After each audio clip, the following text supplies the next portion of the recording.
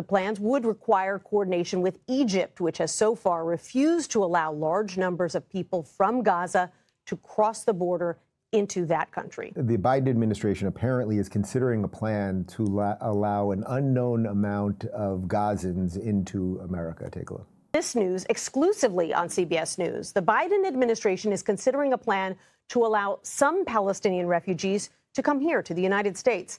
That's according to internal federal government documents that were obtained by CBS's Camilo Montoya Galvez.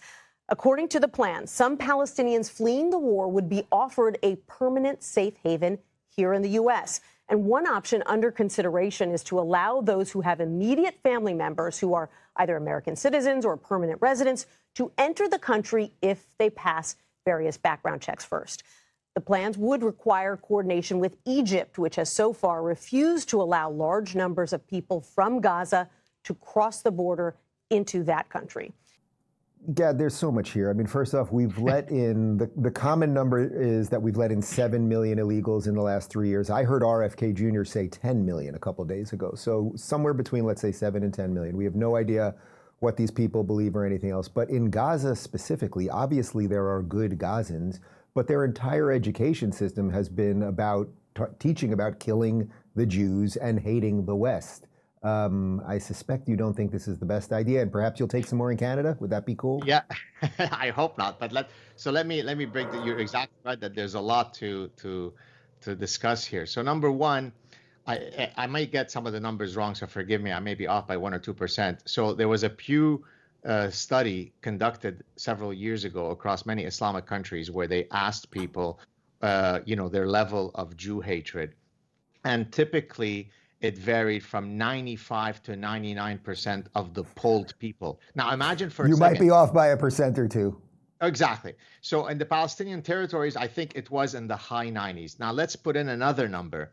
I think in the recent study that was done where they found that 73% of Gazans supported Hamas and what they did and so on, right? So it's not a small minority. It's not 1 in 100, which itself would be problematic because how do you know how to vet what's in someone's heart or someone's mind, right? It's not just if they are terrorists that they're dangerous. When they're coming into your country, what is the cultural and religious baggage that they're coming with? So it's absolutely insane. It's exactly what suicidal empathy is all about, right? And so Isaac Newton famously in his Newtonian mechanics talked about every action has a reaction. So here is the reaction that the West has taken. You can go in, butcher 1,300 people, rape them and decapitate them. And the end result of that is some of you guys who fully support that action will be granted permanent citizenship in the United States. But when Professor Saad has to come to give a talk, they actually put me aside for 45 minutes to really vet me. So Saad has a hard time getting in, but Gazans will be given immediate permanent residence. Sounds like a good idea. Top that, Winston. Well, there are, just to add some nuance, there are regions of the Arabic world which have a very favorable viewing of America. Kurdistan, the Sunni Muslim region of northern Iraq, for example, has an 80% approval rating of America, which is higher than America has of itself.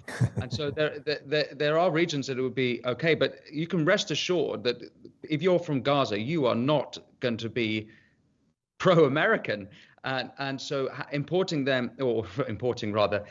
allowing them come in is a very peculiar decision. But then one has to ask, why is Biden saying this? Is he trying to appeal to his left flank, who are very pro-Palestinian, who frankly this isn't going to do anything for them? They're so angry about what's happening in Gaza that saying that some refugees are going to come over, it seems like a bizarre.